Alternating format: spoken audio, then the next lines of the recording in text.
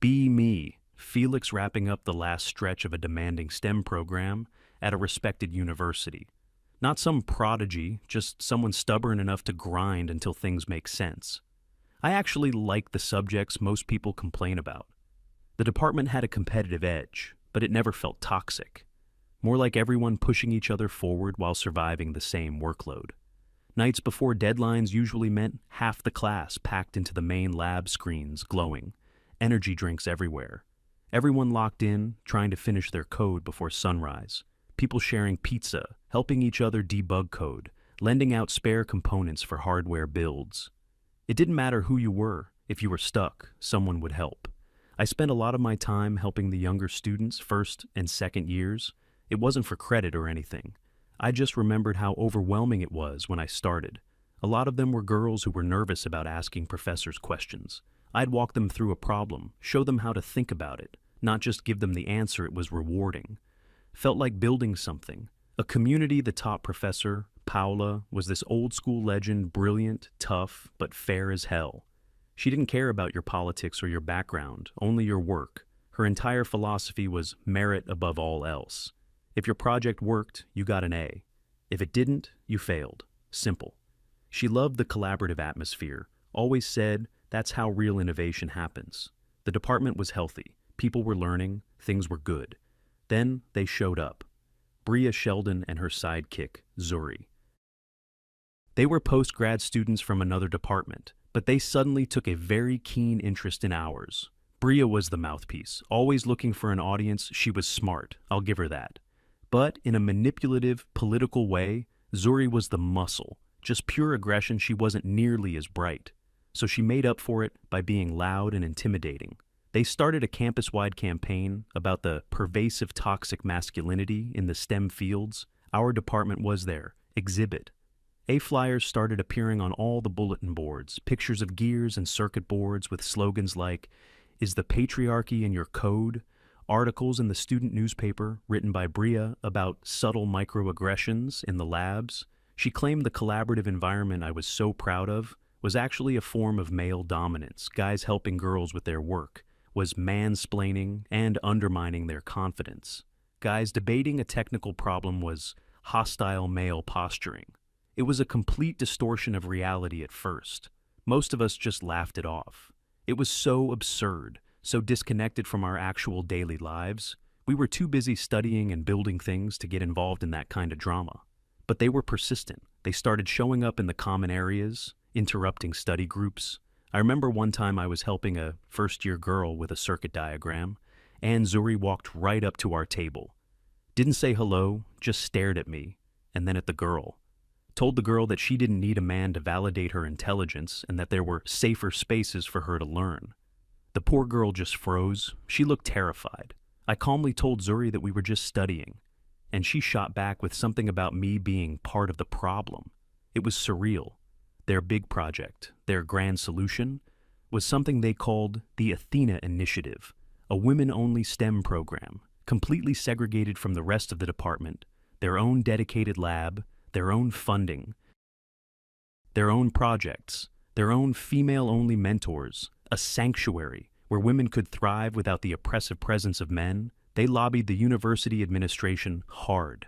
The dean of our faculty is a notoriously spineless guy. His main goal in life is to avoid any and all controversy.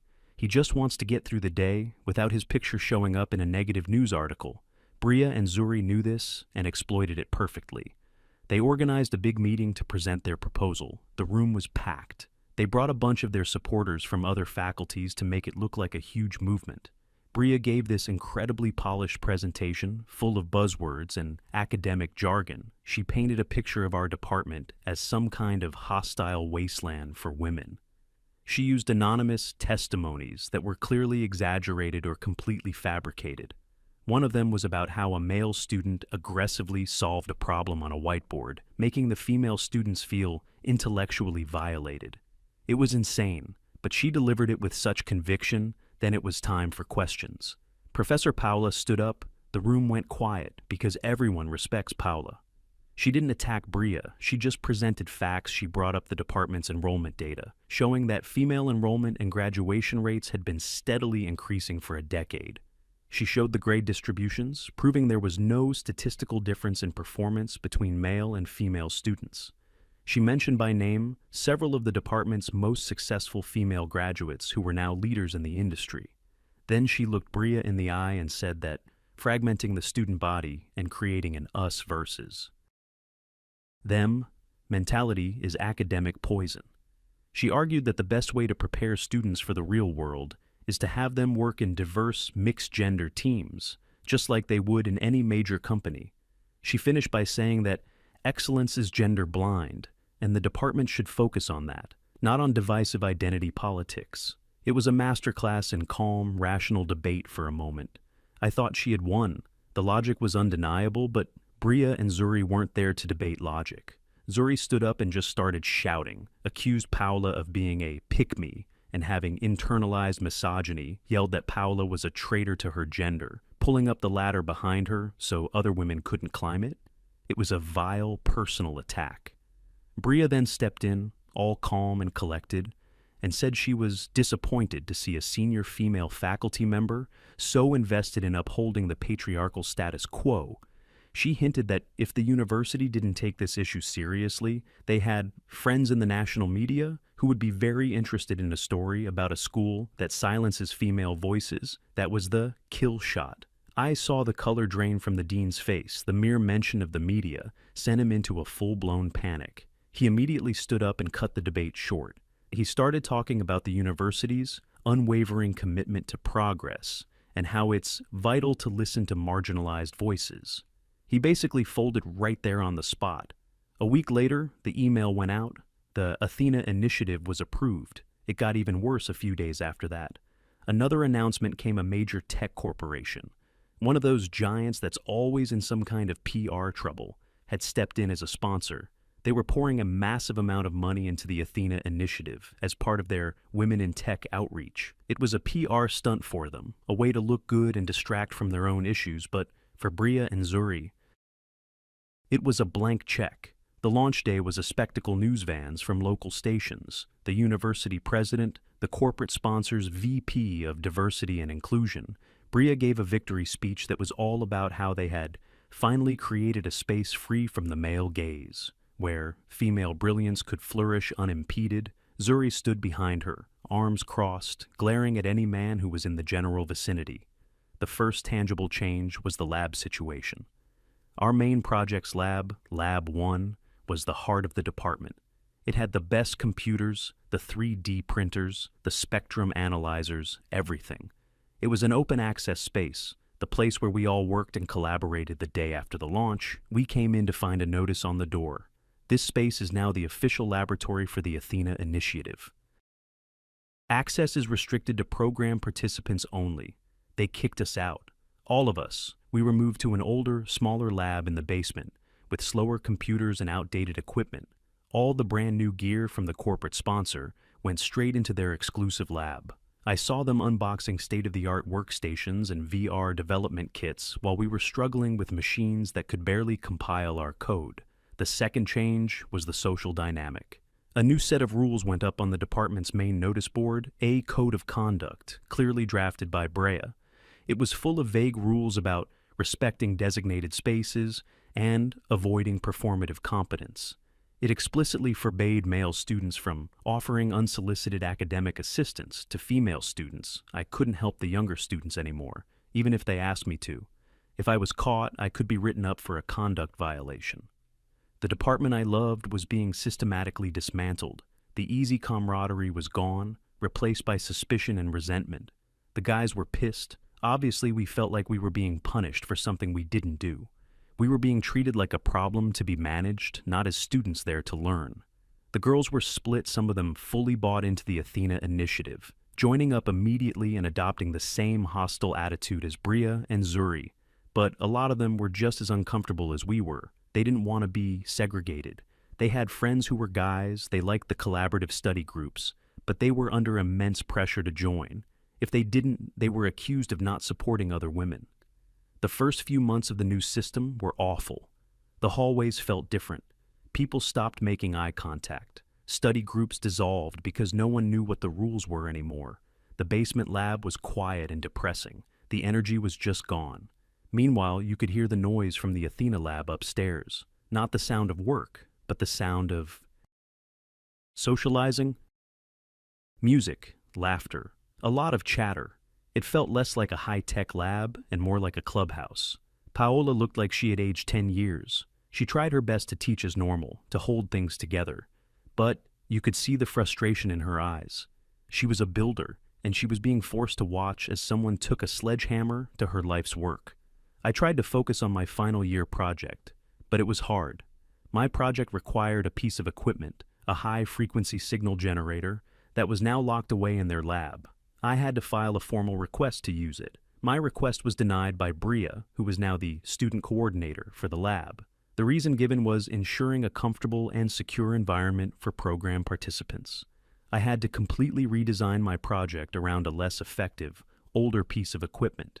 From the basement, it set my work back by a month. The cracks in their perfect feminist utopia started to show pretty quickly. Though the Athena Initiative's flagship project was for the annual Inter-University Tech Symposium, it's a big deal. With major companies scouting for talent, our university had won it 3 times in the last 5 years. Always with a mixed-gender team, Bria decided their team would build a revolutionary AI-powered accessibility app, super ambitious.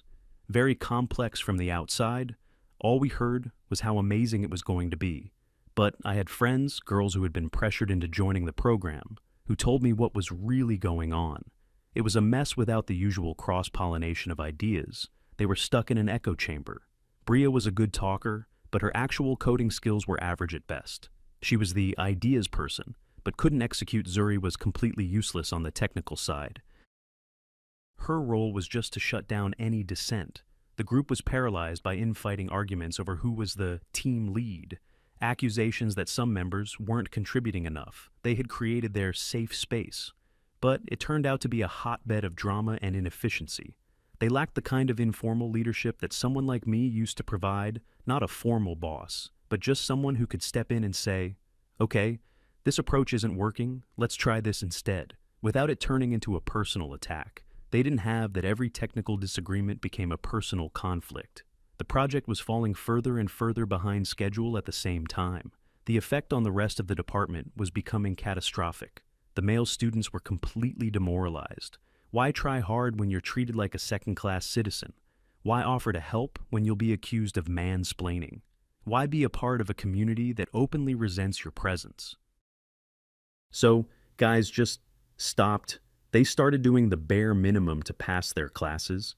The passion was gone. The ones who were really talented and motivated, the ones who were the future of the department, all started making other plans. I started getting my applications ready for a master's program at a different university. I talked to my friends, and almost all of them were planning to do the same, or just graduate and get as far away from this place as possible. No one wanted to stay. The first big sign of the coming apocalypse was the midterm project showcase for the second-year students. It was always a huge event, a chance for them to show off their work. Usually, the quality is amazing this time. It was a disaster. The projects were uninspired, buggy, and incomplete. The students from the Athena Initiative presented separately. Of course, their work was just as bad. If not worse, they had the best equipment, the most funding, and total support from the administration, and they produced nothing of value. Paula walked through the showcase, and her face was grim. She knew what this meant. The talent pipeline was broken. The foundation of the entire department was crumbling. The dean was there too, smiling and pretending everything was wonderful. He praised the Athena Initiative's bold new direction and ignored the obvious failures all around him. He was living in a fantasy world, terrified of admitting he'd made a horrible mistake. But reality has a way of catching up to you. The university's enrollment period for the next academic year opened up around then, and that's when the first real numbers, the kind that bean counters and executives can't ignore, started to come in. The numbers that would seal the fate of Bria's glorious experiment. Be me, still Felix, watching the train wreck in slow motion. The enrollment numbers were the first shockwave that the administration couldn't ignore at first. It was just rumors whispered between TAs and junior faculty. Then Paula cornered me after a lecture one day, looking more stressed than I'd ever seen her. She told me there was an emergency all-hands department meeting that students weren't invited to. She shared the numbers with me later. It was a bloodbath. Applications from male high school students for the next year were down over 70%, not just down, but completely cratered. On top of that, the university's internal system showed that nearly half of the current male students in years 1 through 3 had filed transfer applications to other schools. The department was facing an extinction-level event. Paola said the dean looked like he was about to have a heart attack during the presentation. He kept stammering about cyclical trends and market fluctuations. Bria, of course, had an answer for everything. When confronted with the application numbers, she didn't see a crisis. She called it a positive filtering process. Her exact words, according to Paola, were that the department was shedding its legacy of male mediocrity, and that the men who were leaving were likely the most toxic elements who were resistant to change. She framed the 70% drop as a good thing, an ideological victory. She argued that now the department could attract a higher quality of female applicant who would no longer be intimidated. The dean, desperate for any positive spin, latched onto this. He just nodded along, a drowning man grabbing at a snake. But the faculty, the people who actually had to teach and run labs, they knew. They were terrified. The university's funding model is based on enrollment. Fewer students means less money. Drastically fewer students means a budget crisis. It means canceled classes, hiring freezes, and, eventually, layoffs. Bria's victory was a death sentence for the department, and everyone knew it but her and the dean, who was too scared to admit it. The atmosphere in the weeks that followed was even worse. It felt like a ghost town. Entire friend groups had vanished as guys successfully transferred out mid-year. The remaining guys were sullen and withdrawn. They came to class, took notes, and left. No more collaboration, no more late-night study sessions. The community was dead. All eyes were now on the Inter-University Tech Symposium. This was supposed to be the Athena Initiative's big moment, their proof of concept. Bria had been hyping their AI accessibility app for months in the student paper. She'd written op-eds about how their empathy-driven, female-led design process was going to revolutionize the industry. The day of the symposium arrived. It was held in the university's main exhibition hall. All the big local tech companies had recruiters there. It was a huge networking event. The other universities brought their A game. One team had a working drone swarm that could navigate an obstacle course. Another had a VR simulation for surgical training that was incredibly realistic. It was high-level, impressive stuff. Then it was the Athena Initiative's turn. Bria took the stage to give the introduction. She was in her element, charismatic and confident. She spoke for 10 minutes about the project's philosophy before she even touched on the technology. She talked about deconstructing patriarchal design paradigms and centering marginalized experiences. The corporate judges just looked confused. They were engineers and VCs. They wanted to see a product, not a lecture. Finally, she handed it over to the two students who were supposed to be doing the live demo. They looked nervous as hell. The app was supposed to use a phone's camera to identify objects in real time and describe them aloud for visually impaired users. They pointed the phone at a bottle of water on the table. The app's synthesized voice came through the speakers. Processing, object identified, fire hydrant. An awkward silence fell over the room. They tried again, pointing it at a laptop. Processing, object identified, small dog. Someone in the audience snickered. The two girls on stage were visibly panicked. One of them started frantically tapping at the screen. She muttered something into the microphone about lighting issues. Bria stepped back up, trying to do damage control. She said that the journey of innovation is often non-linear, and that the real success was the collaborative process. As she was saying this, the girl on stage made one last desperate tap. The app froze. Then the entire phone's operating system crashed. A blue screen with an error code. Total, unmitigated, public failure. Zuri, who was standing in the front row, immediately started heckling the judges, shouting that their male-dominated metrics of success were the problem, and that they couldn't appreciate truly revolutionary work. The judges just packed up their notepads and walked away. The humiliation was absolute. The news of the spectacular failure spread across campus like wildfire. It was the talk of every lab and common room. This, it turned out, was the final straw for the corporate sponsor. They weren't just a faceless bank account. They had a reputation. They had put their name and a lot of money on Bria's project. Her public implosion was now their public implosion. A few days after the symposium, a very serious-looking man in a sharp suit was seen on campus. He was the head of university outreach and philanthropic investments for the sponsor company. He wasn't some low-level PR guy. He was a serious executive. He wasn't there for a photo op. He was there for an audit. He met with the dean first. Then he asked for a tour of the department and a meeting with key faculty. Paula was one of the people he requested to speak with. She told me about the tour later. It was a study in contrasts. First, the dean took him to the basement lab, our lab. The executive saw the outdated computers, the empty workstations, the handful of demoralized students quietly working in the corner. He noted the general air of decay. Then, the dean proudly took him upstairs to the Athena Initiative's state-of-the-art lab. It was pristine. The new computers were all there, shiny and powerful. The 3D printers were silent. The VR headsets were still in their boxes. It was a multi-million-dollar lab that was essentially a social club. The executive walked around, looking at everything. He saw a few students watching videos on their new workstations. He saw a whiteboard covered not in equations or diagrams, but in motivational slogans. He asked one of the students to show him her current project. She hesitantly pulled up a half-finished website for a student club. He asked her a few basic technical questions about her code, and she couldn't answer them. Then he had his private meeting with Paula. He didn't ask about feelings or ideology. He was all business. He asked about student performance metrics pre- and post-initiative. He asked about faculty morale. He asked about the number of research papers published by the department. He asked about the success rate of graduates in finding jobs in the industry.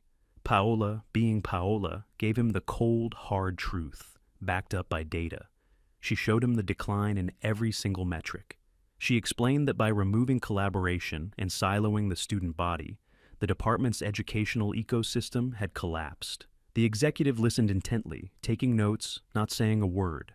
The final meeting was in the dean's office. The executive, the dean, Bria, and Zuri. I would have paid good money to be a fly on that wall. Paola got the summary from a devastated dean later that evening. The executive started the meeting by pulling out the original funding proposal for the Athena Initiative. He read aloud the promises that Bria had written: to create a world-class incubator for female tech talent, to significantly increase the number of female graduates entering high-tech fields, to produce innovative, market-ready projects that will position the university as a leader in STEM education. He put the paper down on the table. Then he laid out the reality. Enrollment, a collapse. Student performance, a disaster. Faculty morale, shattered. Their flagship project, a public joke. He stated that not only had the initiative failed to meet its goals, it had actively harmed the department and, by extension, the university's reputation. Bria apparently tried to interrupt, launching into her usual speech about intangible benefits and fighting the patriarchy.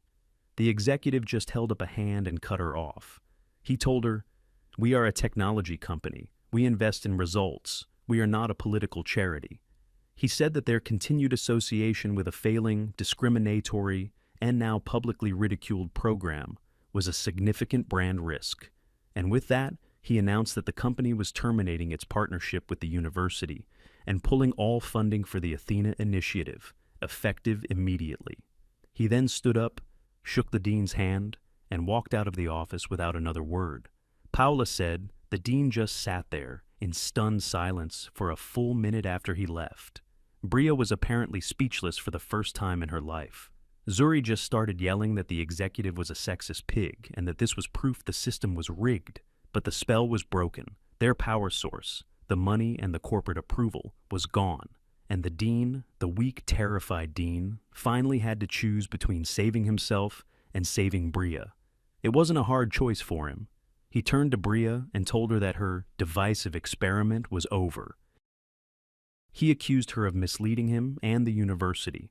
He laid the blame for the entire catastrophe squarely at her feet. The next morning, another email went out to the entire department. It was a masterpiece of corporate damage control. It announced the conclusion of the first phase of the Athena Initiative. It spoke of valuable lessons learned and the need for a more integrated approach. Effective immediately, the Athena initiative was being dissolved. Its resources and lab space would be reintegrated into the general department for the benefit of all students, regardless of background. It was a public execution, wrapped in the language of progress. The fallout was immediate and brutal. Bria and Zuri were suddenly powerless. They had no funding, no special lab, no administrative protection. They were just two widely disliked post-grad students on a campus that now saw them as toxic. The students who had eagerly joined their little club now wanted nothing to do with them. They avoided them in the hallways. When Bria tried to talk to them, they'd make excuses and walk away. They didn't want to be associated with her failure. Bria tried to fight back. She wrote a furious article for the student paper about the dean's betrayal and the corporate patriarchy's backlash. But nobody cared anymore. She had no credibility left. The story was no longer about brave female activists. It was about a failed project that almost sank a department. Lab 1 was opened up to everyone again. It felt strange to be back in there. But it wasn't the same. Most of my friends were gone. The new equipment was there, but the collaborative spirit wasn't. The department was a shell of its former self. It would take years, maybe a decade, to rebuild what Bria had destroyed in less than a year. I got my acceptance letter to a master's program at a top-tier university on the other side of the country a few weeks later. It was the biggest relief of my life, a way out. The last time I saw Bria, she was sitting by herself in the campus coffee shop, staring at her laptop. She looked smaller, defeated. No crowd of admirers, no Zuri standing guard. Just a person who had flown too close to the sun and had her wings of self-righteousness melted away. I didn't feel happy. I didn't feel angry. I just felt tired. It was all such a pointless waste. Before I left, I stopped by Paola's office to say goodbye and thank her for everything. We talked for a while about my future plans.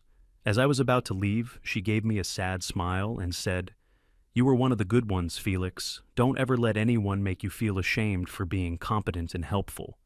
That night, I sent her one last email from my student account. It was just a short note, wishing her luck in rebuilding the department. I told her I was excited about my new school, where I'd already been invited to join a research team that was doing amazing work, a team with men and women working together. I ended the email with one last thought. It's a shame what happened. We had a great department.